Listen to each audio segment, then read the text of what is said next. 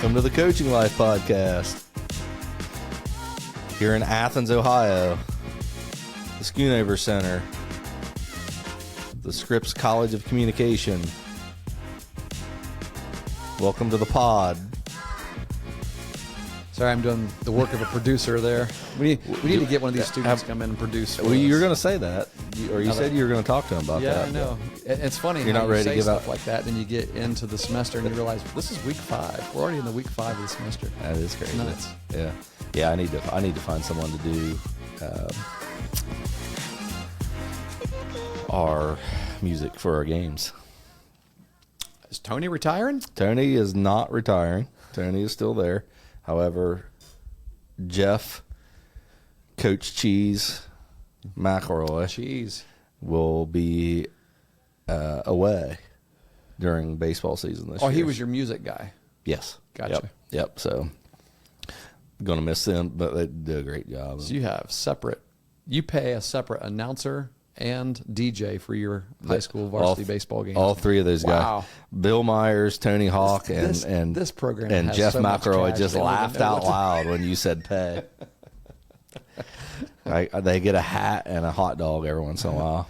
Deep fried hot dog. Yes. Yeah. That's what they get. What was it that I told you I had an idea for your concession stand? Chips, chocolate covered chips. At the hotel that we stayed at down in Lexington for the OU game last week. They had these little treat tubs, and they had them all decorated with green and white and a little football sticker on it, just sort of a welcome.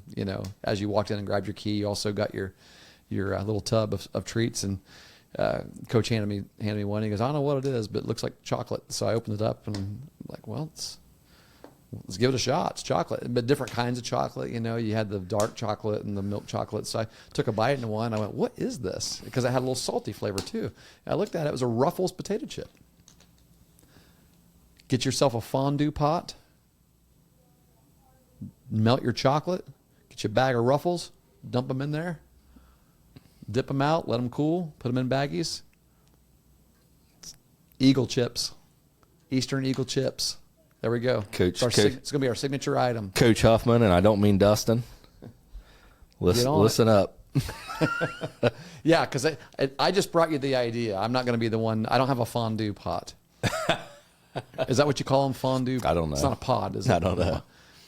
I don't know. We used to go to, when Gibby coached, at Athens, I was coaching with him.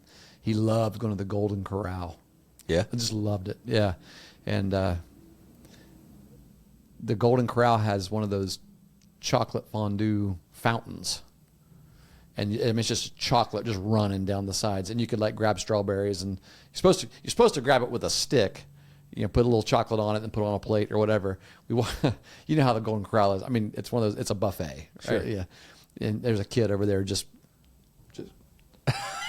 got his hands under the chocolate fountain. Chocolate all over him. Like, where is this kid's parent?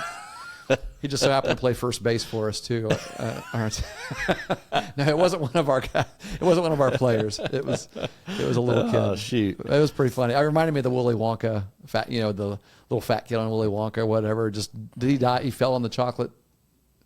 I don't know. Did one of those kids fall in the chocolate river? Didn't kill him though, did it? In the Willy Wonka? They're at the end, weren't they? We got to ask Chris Hewitt here. He's the Willy Wonka. He's the extraordinary. expert. Oh, he's an aficionado. He loves Willy Wonka. He dresses up like it's getting close here. Halloween time when they dress up to go to work. He'll show up as a teacher in his use your imagination outfit or whatever. Willy Wonka. I was never a Willy Wonka Chocolate fan. Factory. It's a little just too weird for me. I don't know. Just didn't like it that much. It's a pretty cool story. But I thought, the other day it dawned on me that it's really I feel like I've been living the weeks and days the last few months thinking it's really hot. Like it's hotter than it normally is this time of year, which I think it has been. But we're not even in October yet. The first day of fall was just a couple of days ago. Yeah. It's really not because I don't know. You just think things. You're right though. I felt that. Well, I think it's because it's so dry. Things also. are dry. Yeah. Same thing. Dry would be different. I guess we have been in it's been hot. a pretty significant drought. So last couple of days with the rain's been nice. I've been Yeah. sitting out on the porch and walking around in the grass barefooted and stuff like that. Grounding. Been grounding. That's right. It's a reference from last week's podcast. Speaking of last week's podcast, we got a comment on our we've got a handful of comments on our podcast episodes ever since Spotify opened up like a comment section like you would on a social media post or something like that, a TikTok or whatever. And we sometimes will get ideas to talk for conversations based on things that either somebody sends to us through social media, or just sometimes it's local people who just talk to us and say, hey, what about this? And we actually got a message from someone who, well, we may as well drop a name. What do you think? Sure. If we got a name, let's see. I mean, it's public. Give a shout out. Everyone right? that goes to our page can see it, right? Yeah. So yeah, give a shout out here to. yeah, we appreciate it. Yeah, I always appreciate feedback because, you tend to think that you're going to run out of topics and things to talk about on the podcast. And it's funny how every week somebody. It's just in a conversation you talk, or because we're talking about sports and we're always going to games, Something we happens. observe something. Yeah, something and happens say, at Eastern that we end up talking about. Yeah. Eastern, just Eastern. Then nothing ever happens at Meg's. So Thomas Ray is is his username. I'm assuming it's might be his name as well. So Thomas said he loves the podcast. He coaches for a small Catholic school volleyball team, which opened up about 5 years ago. They started with having a lot of girls who had never even played sports before, and slowly have been improving over the years. So kudos to you, Tom, for the work that you've put in there and helping this program grow. He said this year we have a much more solid team, but I still feel like they lack a winning mindset, which is that's a big thing. That's a big thing. That's like a whole episode right there, because he asked, what does a winning mindset consist of, and how do you foster that in your players and your teams, especially when you hardly win, when you don't win games, right? And so I replied and said, of course, thank you very much for it's an awesome question. In fact, it's a question that we are limited. I don't know if people realize, like in those responses, you're limited to like 100 and something, 270 characters or something like that. I tried to send somebody a response to one comment one time, and I got partway through, and I'm like, it won't let me keep typing. And so you got to be pretty concise in what you say. Or shorthanded. Yeah. Internet shorthand. So I said, well, let's just dedicate an episode to it. How do you create a winning mindset in a bunch of losers? Right. Listen, there are losers and winners in this world, right? There are. And that's you're one of two people. We laugh when we say the word losers because I think it's part of the issue of the culture. Culture's gotten soft. Our culture in our Western world. We have had, just think about the United States of America. We had a good 200-year run, right? What's happened to us here in the past 20 years? We've become a soft people. Well, I would say, and there's we did have a good 200-year run, but the majority of that 200 years was met with a lot of adversity, yes, and hardship. And what'd you say last week about the time that we're living in now? Good times make weak people. It's the best time to be alive, right? It's the best time to live in this country. Okay. Yeah, all right. Yeah, it's good times, and good times make weak people. It's exactly the same point. Is we've had a lot of years here, where, well, listen to what people complain about in today's world, right? I mean, think about it. How silly is it? Like, people will complain about being given too much cream in their $6 Starbucks drink, been out of shape about something like that, First world, and it issues. is. And when I say winners and losers, that's a loser mindset. And the problem is we don't see it that way because it's who we are. We've built a losing mindset because we're soft. We're soft. We got to figure out a way to And I know that's not what Thomas is asking here, but Well, maybe it's it one of is. the things that came to my mind was Because I think- it's a cultural issue as much as it is, it And not just a program culture or a school culture, but a society. it's a big issue. Yeah, it's a Yeah, you know, our we're culture. okay with losing, Yeah. or we don't realize. I think most we don't people- realize we're losing. We may yes. not be okay with it Because you have to, they're right. So, coming in, it's like, how do you define winning? Like, that's important. Like, how do There you you go, define yeah. winning, you know? Yeah. But I think that you're right about that. Like I was going to say, like, most people wouldn't consider that losing. That's Right. not losing. right. But it is, because it's got, like, when we're talking about culture, and we said it a couple weeks ago, culture is how you behave. Mm-hmm. It's not how you want to be, or how you want to be perceived, or how who you want to be. It's who you are. Yeah. That's your culture. And when you do things like that consistently, Complain, blame, make excuses. it's part of the problem. Yeah. Yeah. Now, I would say, like, for Coach Ray, I think it does. These things start in the home. Yeah. And we have challenges in that regard. do. As a society, obviously, and as coaches, and it's easy for coaches to say, "There's nothing I can do about that." I think there is. I think there are things can we fix it?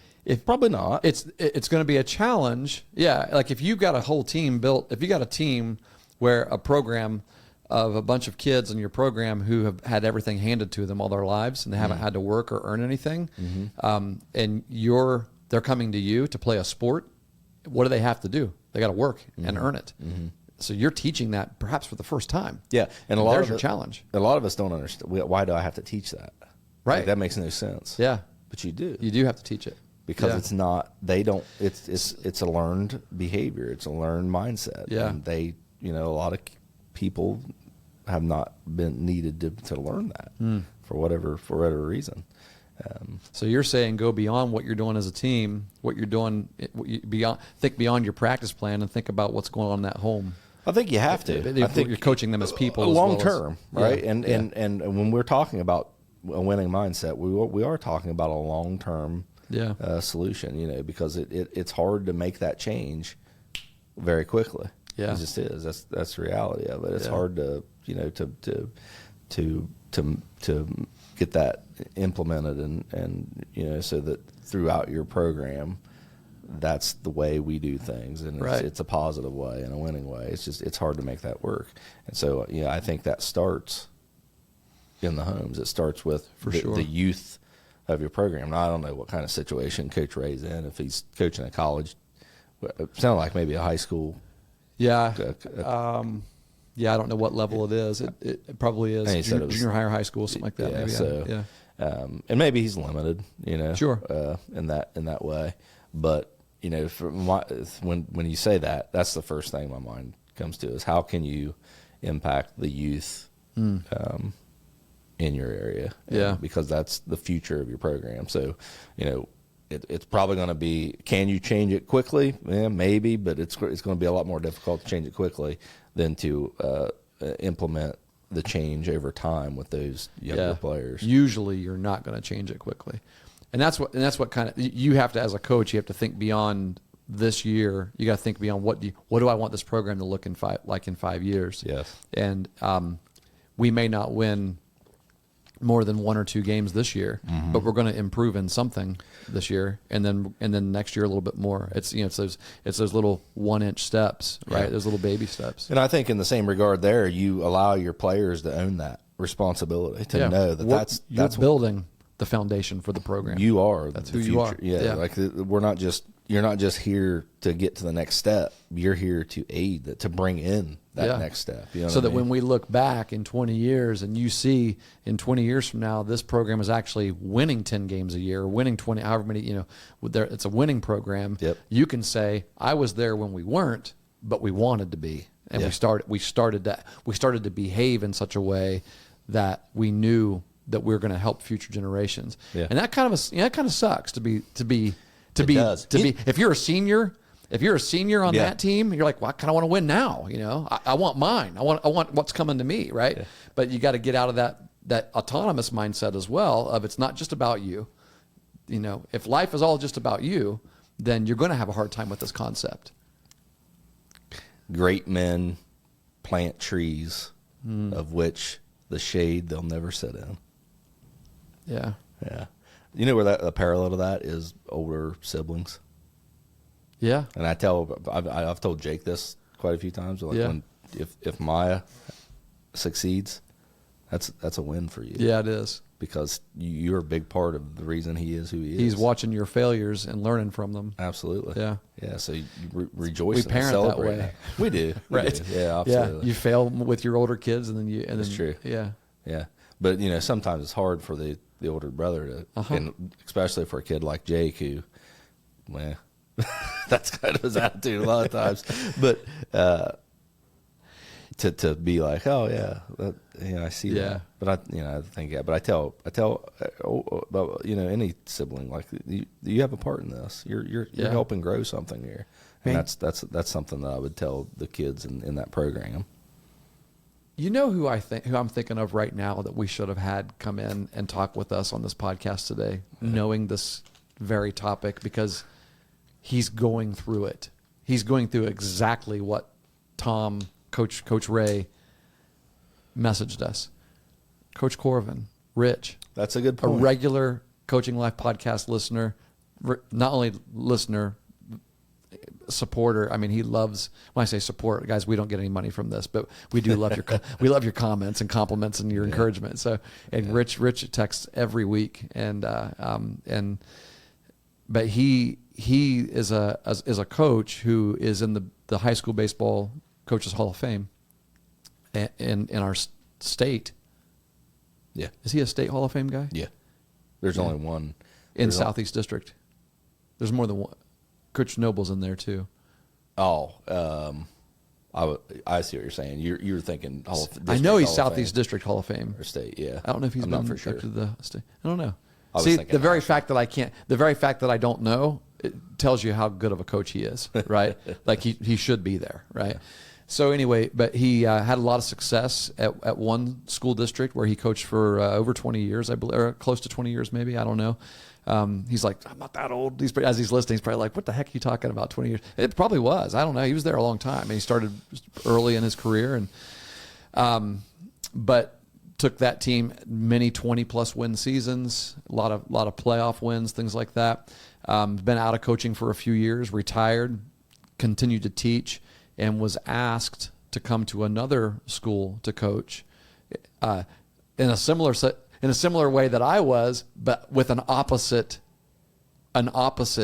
context that he's coming to. I came into a winning program and was under the pressure to maintain a winning program, which is not as difficult as what he's having to do, but the pressure. It's different. It's a different kind of difficult. It's a different challenge. The I pressure agree. is different. Yeah, I'd say it's still like you're difficult. always compared to the previous, and if you don't win, I felt a lot of pressure my first year. Yeah. Yeah. knowing what I was coming exactly into, the caliber team that I had. the expectation that you're going to keep winning. Yeah.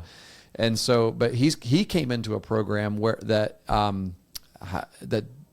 hasn't won in years. Like I can't think of a time when the school that he's at now had a winning season or a winning program. And so he would be the expert to answer this question. Would be. Because he's doing it right now. He's Yeah. doing it. And I know some of the things that he's doing. And it's fascinating. I think they had a 500 season last year, right?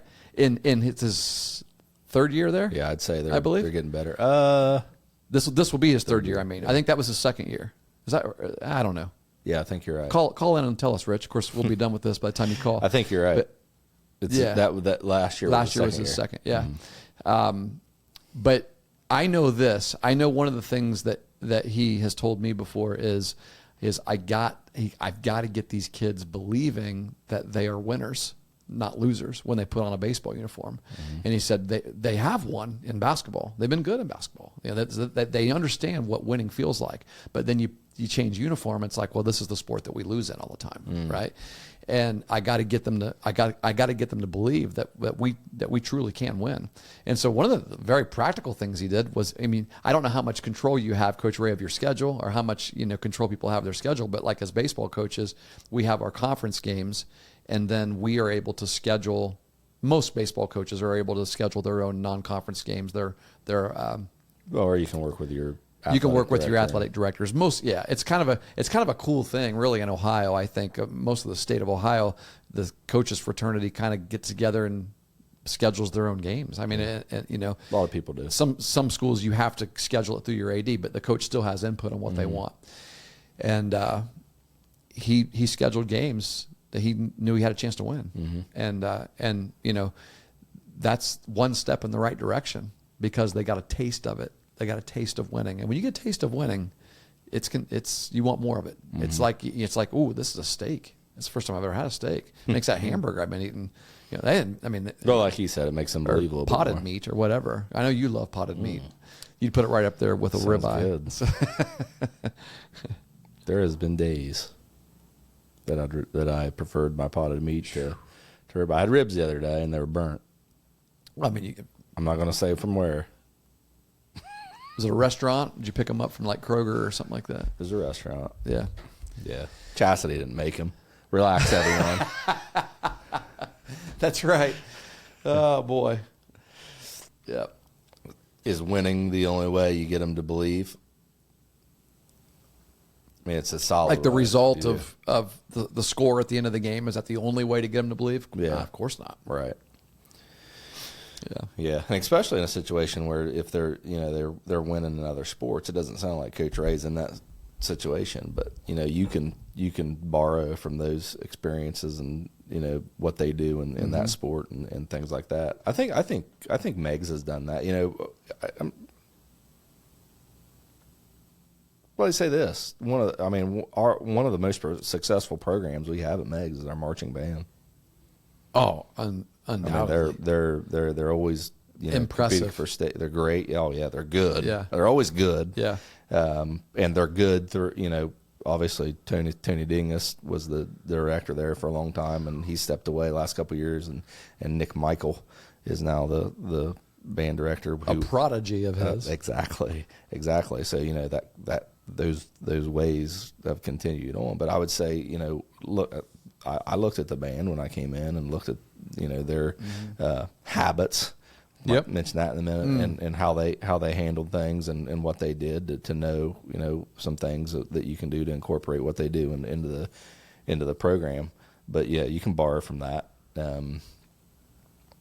And I would say the baseball program has been the same. Softball for the girls, those programs have historically been very successful from when you're looking at Meg sports, right?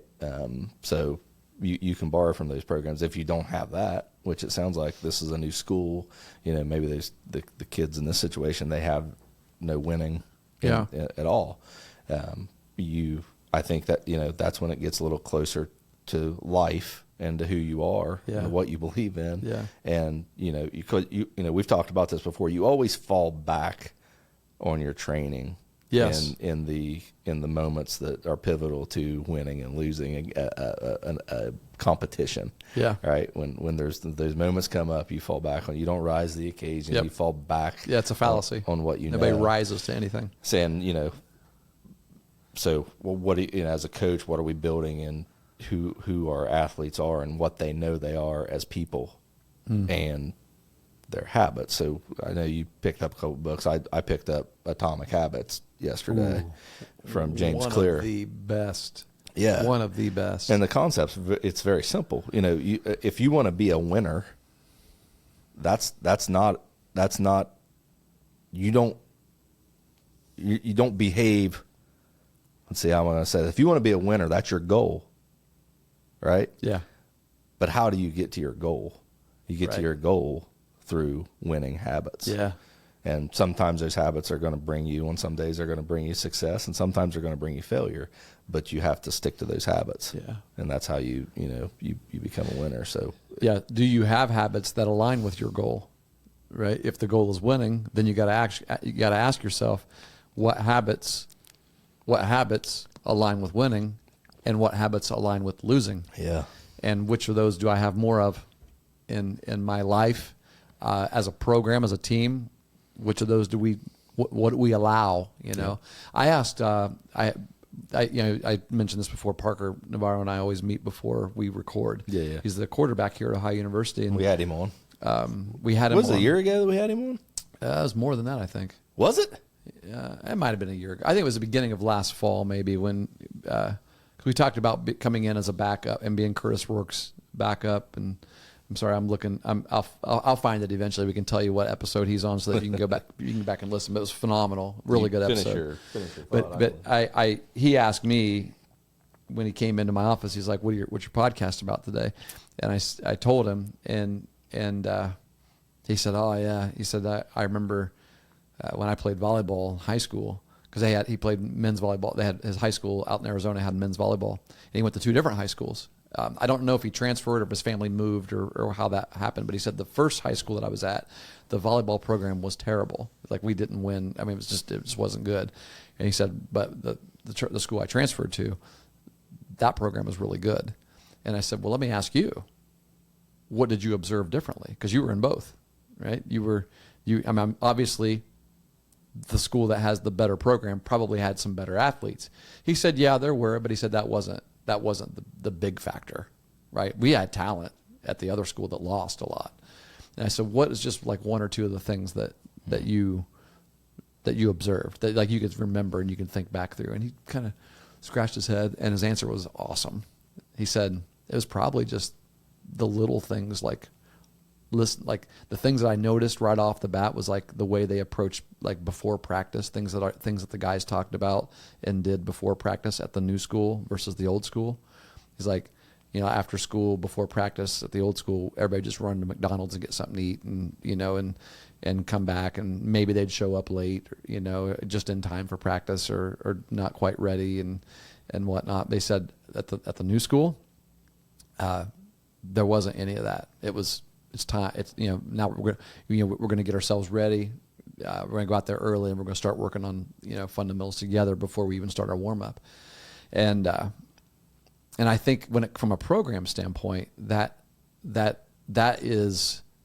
it. Like that's one of the ways. Like you could take an actual, you know, practical change that you can make.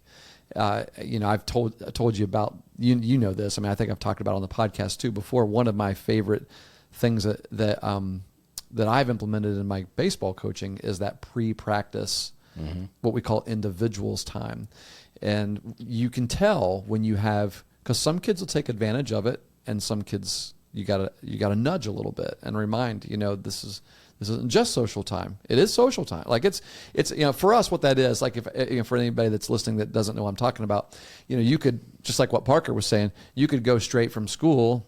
You know, for us, our practice doesn't start until 4 o'clock or 4:30 when our coaches can actually get there, because all of our coaches have jobs outside of the school district. And so we don't have the luxury of going, you know, the school bell rings and then we start practice at 3:30 or 3 o'clock. Our kids get out of school at 2:35, 2:40, something like that. But I always write in the practice plan that individuals time starts at 3, and it begins with getting our stuff ready for practice. Because in the practice plan, I'll put, you know, these are the pieces of equipment we're going to use this year, for this practice this night. The hack attack needs to be on the field, on the mound. The other, you know, the jugs machine needs to be in the outfield, down the first baseline. We need the tarps pulled. We need the bases on. Just everything that needs to be out. Ball buckets need, you know, this is where the ball buckets need to be. You need to have one in the cage, one here, tees here. And so as soon as you're done, you know, you go to the locker room, get yourself something to eat, you know, get your snack, be in there. But I want everybody out there, you know, doing this. Like is it mandatory? Is it am I monitoring to see, like, half the time I'm not even there yet. Right. So if somebody rolls out there at 3:30 or 3:45, you know, and practice starts at 4, I don't know, but you know that you're starting to develop this winning mindset when you walk out there and your whole team is out there and your pitchers are doing pickoff moves, and your catchers are working on receiving, and you got guys out there shooting balls through the jugs machine and just catching fly balls, dropping them in a bucket. Because I don't want them, like, they're not warmed up yet, right? But there are things that you can do to get your, if you need extra stretching, that's the time to do it. If you need extra band work, that's the time to do it. If you need to go over some things mentally with your teammates, like the signs, if you're unsure, I created a chart, a list of almost, I would say there's probably 50 things on there that you could be doing every single day to get better as an individual, because we're not going to be able to work on these things in practice as a team in our 2-hour practice. Now it turns your practice into a 3-hour practice, right? Well, some of your programs have more, 3.5, 4-hour practices anyway. But I try to stay under, I know you do too. I mean, I try to stay under 2 hours. I'll be honest out of with you. respect for their time and their family's time and things like that too. But if they're like, what is that? What are they doing during that time after school anyway? Right. Yeah. Well, ours is a little different because we're kind of the opposite. So when there you go, you get started right away, don't you? Our practice starts at 3, and we'll normally I would say, well, I mean, really, for the first few weeks we go 3 to 6. Yeah, well, we do too. Okay. Like, I guess in my mind, I'm thinking like mid-season, we're playing games and practicing. And I think you gotta adjust. At that point, our practices aren't more than 2 hours. I mean, sometimes it's an hour and a half. Like if we're playing 4 games a week and we got a couple practices in there, you got to adjust. But I'm with you. Preseason practices, they're every bit of that. So I'd say our normal practice time is, I would say we normally go 2.5 hours. Yeah. And depending, in a vacuum, I would say, Sure. If we had 3 games that week, we'd probably practice on Tuesday and Thursday, but probably 30 to 45 minutes of that is in the weight room. Well, yeah. So, I mean, it's still practice. Like if I'm counting, if they're away from their family, then they're practicing baseball. Yeah. That's what it is. Yeah. So. But I know now here's the thing, and I got some grief for it because the first year that I came in, I would say we averaged 3 hours of practice a day, and we'd practice every day. But I had a very, very hungry group. Yeah. And I had a group that had a strong desire to be there. And that was one of the things coming in. I knew, listen, don't screw it up. You know what I mean? Like that was if you stay out of the way, I had that more than implement yourself. I came into the exact same situation. Right. And it's a credit to, that group of kids, parents, and their coaches and the youth, the previous coaches they had in junior high and high school that brought them up and taught them. They were a bunch of baseball players, man. Just fun to be around, and so I knew these guys were gonna. They knew what they were doing for the most part, and there were some things that I could. Those are fun. Those tweak are fun a little years bit and help. Yeah. But just don't go in and change a lot of stuff. But they really wanted to work. But when we're there 3 hours, some people see that and say, "What are you working those kids so hard for? Keep them there, or whatever." Right. But I don't recall a day that that group of kids said where we're here too didn't long. want it. Yeah, where they didn't want it. Yeah. So, but it's flex. You have to be flexible. You have to adjust to the team that you have. You have to adjust to your schedule, like you said. If you have 5 games that week, you got to practice. Make it very pointed what you're going to work on, and for sure. But it's good stuff. Yeah, I think I always want to try to be really practical. Like what are some things that like Coach Ray's listening to this episode, and what if you're taking notes, right? Like what are some things I can start doing? Right? I want to make this real, right? And so as I think through that, I'm thinking through. So Coach Deegan, we had Coach Deegan on our Mike Deegan on our podcast back when I think it was when COVID first began. He was one of the guys we had on remotely through Zoom because I think we had. Oh, by the way, it's episode Parker Navarro was on. Oh, you found him? Episode 149. It was a year ago, September 27th. No way. Yeah, that would have been exactly a year, like this week. Yeah, that's awesome. And that's my birthday. Oh, I forgot to mention in a couple days. I thought, 29. We just tend to forget. Like, Our family doesn't. Does your family do birthday stuff? No. We're not. I mean, my mom It's makes kind of cakes sad. and she's though. really do, good. Do you It is celebrate your kids' birthdays? I feel bad. Like I do too, but our kids don't care. No, we don't. It's We never didn't. been that way. Like Brock's birthday was 2 weeks ago, and we I stopped. think we went over to his house on Sunday afternoon, the week of his birthday, because it was like a Friday night. He had a football game or something like that. And, I sent him a text, said "Happy birthday, love you," and we went over and had dinner with them and watched the Bengals or something like that on that week. But it's not like, I know some people throw parties for their wives or their husbands. big, Things yeah. It doesn't matter what age it is. It's like, it's a birthday, it's a big day. Yeah. It just has never been that big of a deal. It's like it's a day. It's like it's the day that I was born. I mean, if I feel like I'm 35, then that's how I'm going to behave.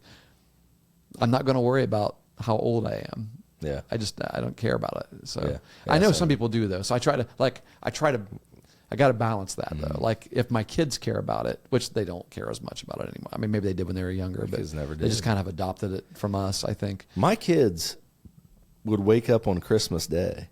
You had to wake your kids up on Yeah. Christmas Day. Yeah. Yeah. That's actually pretty cool. I feel like though you're failing get as to sleep. parents when that happens. Like I'm like, what am I doing wrong? Everybody else is like getting dragged downstairs because the kid Now, got up at there 3 might in have the been a morning. year or two that There was some one kind of of them- big expectation of what they're going to get. But for the most part, I mean, we're waking them up. You know? Yeah, and they're at the age now. But you're talking about when your kids were young, even you had to wake them up. Yeah. Yeah. High weird. school, we pretty much, April and I are always the first ones up. Yeah. We were. Yeah. Well, one of the things Coach Deegan talks about in his book "Let It Rip." Yeah, you're gonna Is- talk about He has notes. What can we do? He has a chapter in here called "Creating Change," creating change, and he uses his experience of coming from a strong winning tradition of winning program at Marietta College and taking over the program at Denison University, where he still is, which, by the way, went to the Division III national tournament this year. They were good. They have been for a long time. He's been there a long time, but they were not good when he first started. In fact, he showed up and the facility was a mess. Weeds everywhere. It didn't even look like a good. There were kids that played on better high school fields than that, and he's trying to recruit them to come and play there in college. Why would I come here? I played on a better field in high school, right? People always ask me, why do you worry about the field? Why do you worry about the in field? the fall? And Why that's one of the things. Like I look want it to look good, good. feel good, play good, Yeah. right? Every little thing matters. Every little thing matters. Coach Jackson has put a lot of work into the locker room. I mean, for football programs, locker rooms are a big deal, right? That's their home. That's their den. That's where they spend a lot of time in there. And that's why you look at these college football facilities and why they're putting the LSU locker room is just unreal, and I give Coach Jackson a lot of credit at Eastern. He's put a lot of priority into making the locker room something that you can be proud of, that you should be proud of, and all those little things add up. Everything adds up, and so Parker's answer was perfect. I thought it's do you show up on time? Is that something that you can? So like if you want to create change and you want to help your girls become winners, then require it. Require some things like that. What are the repercussions if they don't? And things like and we can get into a lot of different conversations about that. But I think you need to pick some things that you can improve on right now. And it may not be skill, may not be volleyball skill, or whatever your sport is, but there are things in your program like it's easy for us as baseball. We can take down the old windscreen and put up a new one that looks a lot better and gives people a little more pride to want to come here, right? But you don't realize what that does to your mentality. Like we're talking about creating a winning mindset, a winning mentality, not necessarily winning games. How do you create a winning mentality? Now, winning games helps you to have a winning mentality. Not always, but it helps you. And having a winning mentality will help you win games, but it's one step at a time. Right. You're going to have the winning mentality before you start winning games. And that's actually one of the points I wanted to make. I wanted to read in here from this chapter. He actually said, we looked at other high academic universities that were successful, and we benchmarked the things that they were doing. Elite level academics and high performing baseball programs are not mutually exclusive. So he's talking about being successful in one area helps you to be successful in other areas. So like how are their grades? What do their grades look like? What's their sleep habits look like? Are you asking them, what time are you going to bed at night? What are you eating? What's your diet like? If all those things matter and you care about them and you are intentional about doing better at those, you're going to do better at volleyball too. Yep. And here's what I love. From there, he said, we also studied and analyzed the programs in the top 6% of our sport in our context, college baseball. From there, all of our actions and behaviors were structured around first acting like an elite program before becoming one. Yeah. You become what you believe you are, right? So start acting like an elite program. That's right? culture. It is. Yeah. Yeah. That's good stuff. So there you go. One good way to go about it would be to identify the area, the schools around you, and what are they doing? Pay attention to what can we learn from? Yeah. I think one of the things that's a challenge for kids these days is they do struggle to understand what it means to compete. Right? You have to know, in order to win, you have to compete. Yeah. And it's not because no one's going to lay down for you. Yeah. Nobody. Right? There are no easy victories. I was talking to a group of junior high kids the other night before the River Valley Megs game. So, were we going to win? And they're like, oh yeah, River Valley's not that good. I'm like, we don't want to say that. You don't want to say they're no good. And they're like, what do you mean? I'm like, well, if they're no good and you lose, what are you? What's that say about you? Right. And if they're no good and you win, it doesn't matter. Yep. Right. So you always want to give your opponent, and so it's things like that. Yeah. Right. It's the behavior that you have around ideas like that, and what you push into your athlete's mind. You talked about a lot of things that goes on in their home life, like their diet and their sleep schedule and things like sleep. Man, I think sleep. We need to talk more about that. We do. I feel like I've seen instances where sleep has, and everyone wants to know why everyone cramps so much. I think I haven't looked into it, but I have reason to believe, serious reason to believe that cramping and your sleep schedule are very related. This might be someone out there saying, "You're a complete idiot." They're not related at all. That's where we need Brock. He would have the answer for us. I really believe that. Yeah. But hey, how about how you treat your teachers? How about how you treat your parents? Right? How do you talk to them? How do you interact with them? Bus drivers? Yes. Custodians? Everything is linked. Everything is linked. Yeah. Hey, listen, I learned something about Coach Dixon here at the Ohio University's football program. Coach Dixon is retired, defensive backs coach. He's here for several years. Beautiful spirit, wonderful man. Personality is just, it's unmatched. He still comes to the home chapels, and I saw him at the first home chapel on Friday night a few weeks ago, and I said, "Hey, Coach, what have you been doing with your retired life?" He's like, "Well, I've been sewing, been making some clothes, and just what?" He's like, "Yeah, I make a lot of clothing, and just doing stuff creative." And I said, I'm getting the itch to get back into coaching. So I think I might send my resume out to some high schools. I'll be darned. Like, that's not going to take long. Yeah. If somebody's going through resumes and they come across yours, you're going to get snatched up. I want him around my kids. He's got an awesome personality. And here's what, and I already knew this. I already knew that he has an awesome personality. And then I learned this. And I'm like, that's what, it's just another factor that makes you go, yeah, that's the kind of person he is.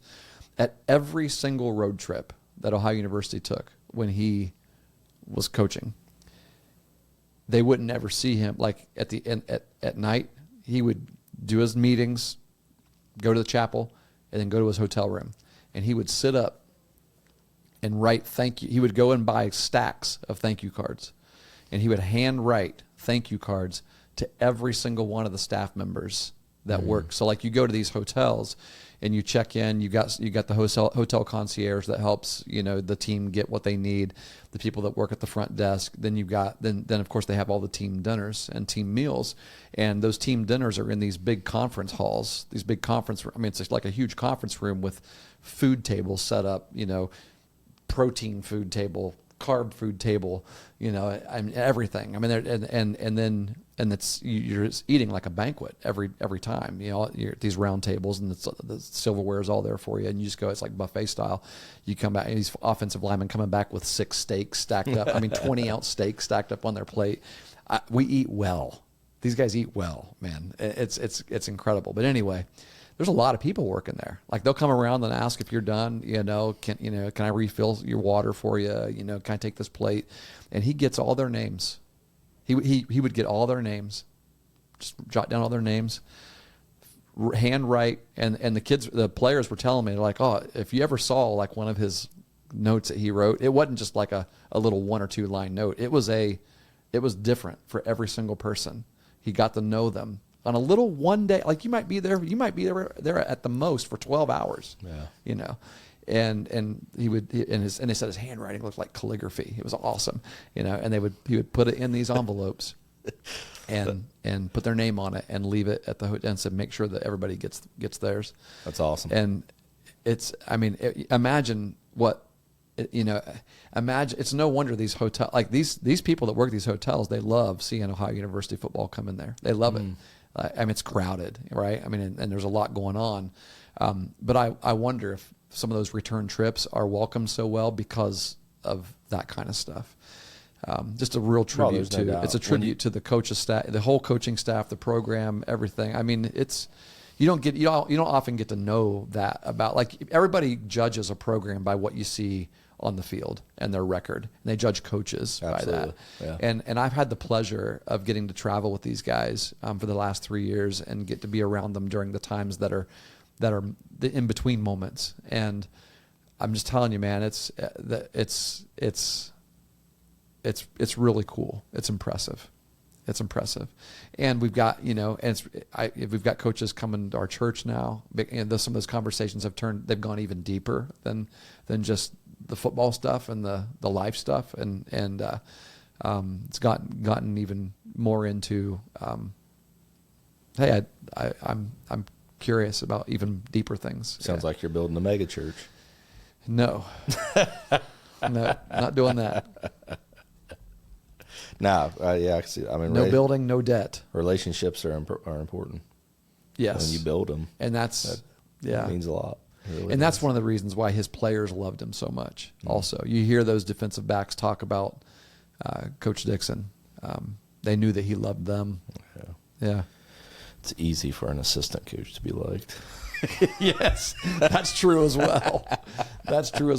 We need to revisit that episode. That was a good one. The assistant coach episode. That's on the top 10 downloads. I have an assistant coach that I have pegged to come in at some time. I need to reach out. You to gonna steal him from me, or you stealing the assistant coach from me? Any chance I get, I will steal one of your assistant coaches. But no, not my assistant coach, but an assistant coach in the area that. Oh, nice. Does some things. So maybe we can bring him in next week. I don't know. See. Bring an assistant coach in to talk. Yeah. On our podcast. I thought maybe you were talking about you had somebody in mind that you wanted to get on your program. As an I have coach. That's a long list, but it's hard, right. It's hard to get anyone to say yes. You don't have enough uniforms. You already got 8 assistants. No, I don't. I'm telling you right now. I've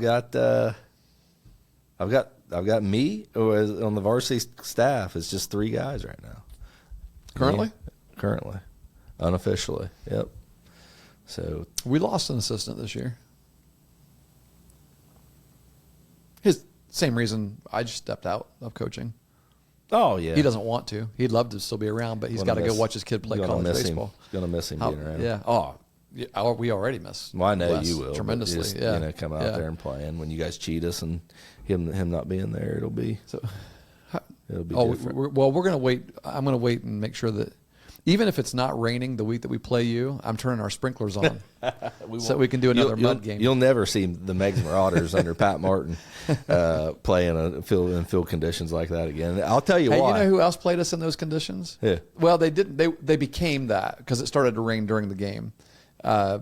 We played Wahama that way. It rained. It probably rained 5 of 7 innings in that game. That was a heck of a game. That was the Hunter Holter brain cancer kid throughout the first pitch, and Billy, the opposing coach. I love Billy. The opposing coach we all got together at the mound afterwards after the game, and their kids all signed a ball, and then he led prayer for Hunter as well, and awesome. And it was just a really awesome night. Speaking of that kid, I saw him a couple weeks ago.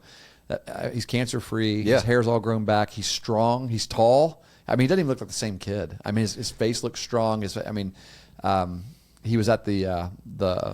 run, the 5K run that we did for childhood cancer. The Braylon Johnson. Braylon's mother, scholarship run. Melissa was at the Meg's volleyball game there, the Volley for the Cure thing, and she was talking about. I think there that she mentioned 3 particular kids from Eastern that have been dealing with cancer, and Coach Simpson's daughter as well. Yeah, and she's isn't that incredible? She's cancer free as well. Yeah. She's in remission. Yeah. She's playing volleyball. She looks strong too. Yeah, it's just it's heartwarming to see the success. Right. Success. I mean, it is success of the treatment and the strength that these kids have had. That's what's heartwarming. That's what's brought them. We need to celebrate because you talk about our society being soft. Come and visit those kids a little bit. You're not a kid. Yeah. Hey, listen, Bray's been coming to the weight room. I saw Braylon. the For people who don't know, listening to our podcast, our kid who had osteosarcoma or Ewing sarcoma. I always get those two mixed up. It's where the cancer forms in your femur bone in your leg, and he had it when he was in 8th grade. They discovered it when he was in 8th grade, and so he's been in our high school baseball program. He's a senior now, right? And he's had setbacks and he's tried to play, and then he had his bone was fracturing and everything, and finally they went through a procedure this summer. Came by pretty quickly. It was called rotation plasty. Look it up if you're listening. Look it up. Look up what rotation plasty is. It's an amputation of part of the leg and the foot, and you attach the foot just above the knee, and your foot becomes like your knee. And then you put but the foot is backwards. So like the foot is like if this is your knee, the foot's going behind you, going that way. Yeah. So that the ankle can bend upward. Yeah. So that basically, like your heel is like your knee, and then you put your foot down in the prosthesis when you get that.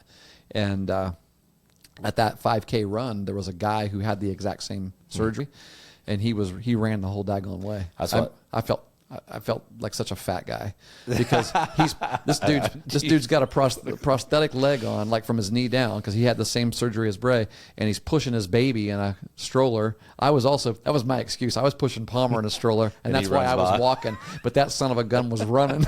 He ran by me. I'm like, daggone it, and now I feel terrible. But no, it's Bray is inspiring in so many ways, man. I mean, he told his doctor, I'm playing baseball my senior year. Like we're going to do this, and I'm going to heal, and I'm going to get that prosthesis on as soon as I can. As soon as you tell me that I'm cleared to get it on, I'm putting it on, and I'm going to learn how to run in this because I'm going to get on the baseball field and play. And he's been in our weight room, and I ask him, I sit there and I help him with things because we have to adjust the program because there are things that he doesn't have the prosthesis yet. He's still working up the strength. This surgery happened a couple months ago, right? Yeah. And he's still working on rehabbing and strengthening it. If it's been 2 months. So there are things that he can't. Exercises that we do that he can't do. Like so on squat, on lower body days, we got to adjust and do other things for him.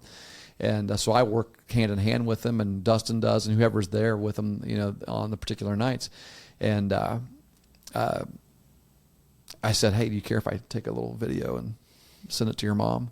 And he's like, yeah, I know she'll want video anyway. And I said, I think he even said something like that. Yeah, she told me to get video anyway. And so I took a video of him doing like landmine press or something like that. And he was balancing himself on the one leg and doing it. He's actually getting more work done because he's working all the muscles on the bottom of that foot that he's balancing himself with. And his core is working differently because he's off, his body's literally off balance right now. And this is a perfect thing to video. And she just said, I'm in tears sitting here watching this video. It was only like 4 seconds long. And I told her, I didn't post it on anything, but in my mind, I'm thinking, you know what? This needs to be on the front page of our Sports U app with just the words, what's your excuse? Yeah. Because we don't have one. Mm-hmm. We do not have one that's good enough. Yeah. Yeah. When I first learned about that and read about, like, the first thing that, you read amputation, and I know, like, the emotional process, the life cycle I went through, I was just devastated. Mm-hmm. And you read about that and you're absolutely devastated. And then you read about the procedure and how people are able to come through it and able to live very fulfilling lives, more so fulfilling than what they would have. Yes, because of the issues and that they had. That was what helped him make his decision, I believe. Man, I'm sure he's okay with us talking about. She makes all this really public on Facebook as well. Like, you can read everything that we're talking still about. Coming out of someone else's mouth's different. It is, but I know that was part of his processing of it. Because you're losing a part of your body. Well, that part of your body was also continually breaking down. Sure. Right? Yeah. But that, even then, the attitude and the mindset of that family, and especially of Braylon, to go forward, and just the spirit that they had to do that. And just the it's like, I've got goosebumps right now. Yeah. It's like, what's your excuse? Right. And we need to celebrate those. We need those. That's the foundation of what it should be, the foundation of our society now. Is people we began today talking about how soft we are. That doesn't mean everyone, right? It definitely does not, because those kids, that family there is not soft. No. They've been through it. Yeah, yes, and there's a lot of you out there that have had this.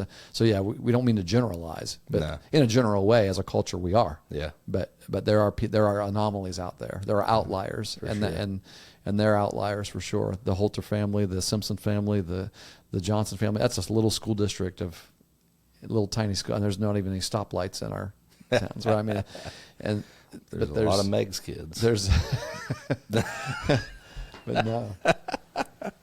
Yeah. I was just kidding. Yeah, I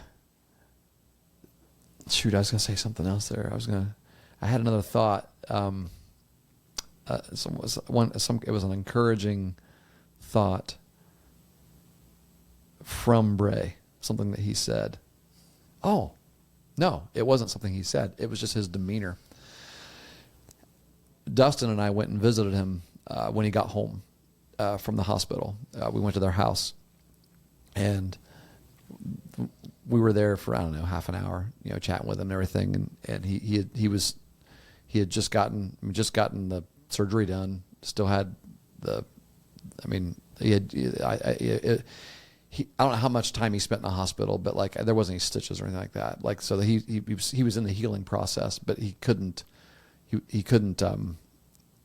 do anything strenuous with it because it was still very much healing. And when we left, we kind of looked at each other, and I was like, Bray looks different, doesn't he? Like his face, there's a relief of, now I can get started. Now this is who I am, and I'm ready to live life now. Like, there was always this, one of the things that we noticed about him during this season was just this frustration. You talk about a kid, sometimes kids get hurt in their sport and they're like, well, do I need to be there? Right. The boy never missed anything. He never missed a day. Still served Served important roles role in the team. Yes. Yeah. He could not get out there and play. He could because he was constantly having fractures and you could see it was weighing on him. It was weighing on him. Like, is this ever going to be? Am I ever going to be rid of this? Right. And I got the sense when we went and visited him after the surgery, after the amputation surgery, and the new vision that he had, that's exactly what it was. It was like, let's go. Turn the page. It's time to go. It's like next, right? Yeah. And you still see that there's a difference. That's why he's in the weight room. Yeah. Weight room is actually one of the things that I was going to suggest that could build a winning mentality in your There's kids. that's a very practical thing. Yeah. Yeah, sure Yeah. it is. Get those girls in the weight room. You learn how to explode. You learn how to you learn grit. You learn how to compete against yourself, which is a big drawback. But Yeah, we're talking about mindset. Obviously it takes some physical exertion in the weight room, but the majority of what you're doing is mindset. Mm-hmm. Yeah, it's because it's and part of that's going in there when you don't feel like it. yes, getting in there Yeah. is the big one. Yeah. For sure. Is it time for the outro music? I think so. Let's do it. Outro music is on. Coach Ray, thanks for your comment. This side or this side? Hopefully we Pick the right one. Left. Eeny, meeny, that one? Or your left? Your left, my Your left. left. 1, 2, 3. That was it. Is that the outro? Yeah. Outro was 1, 2, 3. Felt like we were, Intro was 3, 2, 1. Have you ever seen Like bringing Armageddon where they're turning the bomb off? They had to snip. Yeah. Like don't push the Not that wrong one. button. Don't push the wrong button. Yeah. Yeah. Yeah. Send us comments. More people, let us know what you're thinking. And Oh yeah, this is fun. I love this kind of episode where we don't have to think about what we're going to talk about. well, it helps us to think. It helps us It challenges to us as organize. well. Yeah, so Yeah. we know what we're Yeah. expecting coming in. So but yeah, For sure. it's been a good talk. No doubt. See you next week. Yeah, buddy.